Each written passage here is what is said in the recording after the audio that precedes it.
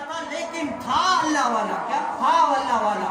تو وہ کوئی اللہ تعالیٰ نے کسی کو ایسی نظر دی ہوتی ہے کہ دیکھ کر پہچان لیتے ہیں کہ اس بندے کی قدر کیا ہوتی ہے. کیا ہوتی ہے؟ اس بندے کی قدر کیا ہوتی ہے. تو ایک شخص تھا، وہ بھی بڑا امیر تھا، اس کے ہزاروں غلام تھے، ہزاروں غلام تھے. اور جو اللہ کا ولی تھا اس نے کیا کہ صاحب مجھے آپ کا ایک غلام چاہیے. کیا چاہیے؟ ایک غلام چاہیے. کہا کہ اتنے سارے غلام ہیں، جو چاہیے لے لو. تو اس نے بڑے بڑے ایسے طاقتور غلام یہ وہ مانگے، سب لے کے آئے. کہا کہ مجھے یہ غلام نہیں چاہیے. کیا یہ غلام نہیں چاہیے.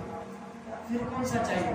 کہا کہ مجھے ڈھونڈ ڈھونڈ کے وہ کمزور غریب یہ وہ جا کر لے کر آئے. کہا کہ مجھے یہ چاہیے. اتنے بڑے اچھے اچھے دکھائے، ان میں سے یہ کیوں چنا؟ کہا کہ بس اس کی حقیقت میں ہی جانتا ہوں اور کوئی بھی نہیں جان سکتا. کیا ولی کی قدر ولی جان سکتا ہے، غیر ولی کوئی بھی نہیں جان سکتا.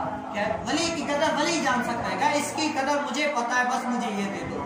جب اس کو لے کر جا رہے ہوتے ہیں نا، راستے میں وہ کہتا ہے کہ مجھ میں ایسی کون سی خاصیت آپ کو نظر آئی جو اتنے سارے لوگ چھوڑ کر مجھے آپ نے خریدا؟ تو وہ رو کر کہتا ہے، کہا کہ مجھ سے کوئی کام لوگے؟ کہا کہ میں تجھ سے کوئی کام نہیں لوں گا، میں تو تیری نوکری کیا کروں.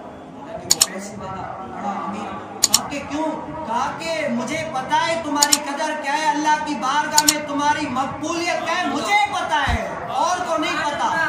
تو وہ رو کر کہتا ہے کہ آخر تم نے میرا راز جو ہے نا فاش کر ہی دیا.